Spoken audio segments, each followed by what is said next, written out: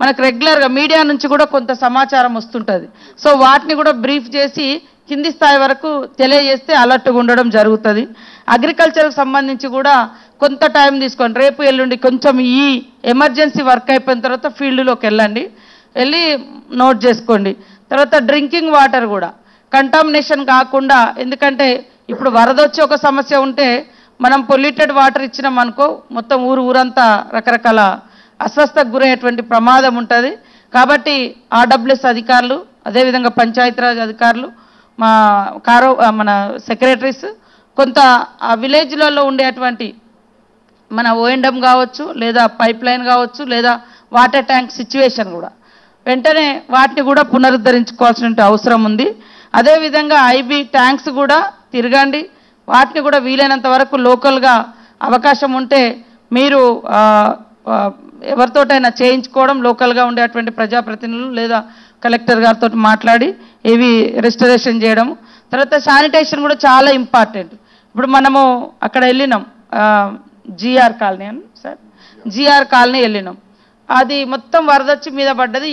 ఇల్లులు చూస్తే సూపర్గా ఉన్నాయి, అంటే గుడిసెలు కాదు అక్కడ ఉన్నాయి, డ్యామేజ్ అయింది. పెద్ద పెద్ద ఇల్లులు 3 floors 4 అట్లా ఉన్నాయి.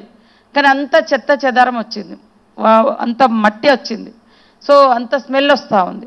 కాబట్టి ఇప్పుడు మనకు ఈ వర్షం తగ్గుతేనేమో బాగుండేది, అవన్నీ వాళ్ళు పాపం ఆరబెట్టుకోవడానికి, ఇల్లులని కడుక్కోవడానికి ఇదంతా స్మెల్ కూడా వస్తుంది. కాబట్టి శానిటేషన్ సిబ్బందిని కూడా ఆ లొకేషన్లో ఎక్కువ పెట్టడము, బ్లీచింగ్ పౌడర్ వేయడము, అవసరమైతే వాటర్ ట్యాంక్స్ని పంపించి, మనమే వాటర్ ట్యాంక్స్ని పంపించి ఆ ఇళ్లలో ఉండేటువంటి ఆ మడ్డు ఏదైతే ఉందో దాన్ని అంతా కూడా క్లీన్ చేయించే పని డిపిఓ గారు ఉన్నారా, మన సిబ్బందిని పెట్టి అది పూర్తిగా, ఇప్పుడైతే పాపం వాళ్ళు ఎవరు లేరు ఇళ్లలో, చూసుకుంటున్నారు, తుడుస్తున్నారు. కానీ అక్కడ వాటర్ ఉందా లేదా తెలియదు. వాటర్ ట్యాంక్స్ ఉన్నాయి కదా, మున్సిపాలిటీ కదా, పంపించి క్లీనింగ్ చేయించండి. అట్లనే శానిటేషన్ కూడా నీట్గా, ఎందుకంటే ఎక్కడెక్కడ చెత్త చెదారం, ఇళ్లలో పాములు అవన్నీ వచ్చున్నాయి. ఇప్పుడు బయట కూడా మన పరిధిలో ఉండేది మనం చేస్తూనే ఇళ్లలో కూడా వాటర్ ట్యాంక్స్ పంపించి ప్రెషర్ తోటి క్లీన్ చేయవచ్చు. సో అది ఖచ్చితంగా మార్నింగ్ నుంచి ఆ వర్క్ కూడా మీరు చేయండి.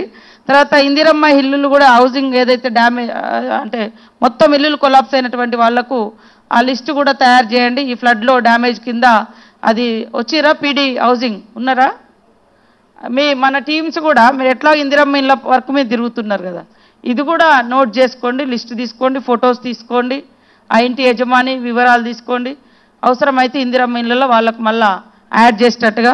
తర్వాత హెల్త్ ఇష్యూస్ కూడా వస్తాయి కాబట్టి హెల్త్ వాళ్ళు కూడా, నేను ఈ శాఖలన్నీ కూడా ఎమర్జెన్సీ కాబట్టి ఇవి చెప్తున్నా, మినిమం నీడ్స్, ఈ మినిమం ఫెసిలిటీస్ ఇచ్చేటువంటివి కాబట్టి ఈ శాఖల నేమ్స్ నేను మెన్షన్ చేయడం జరుగుతూ ఉంది.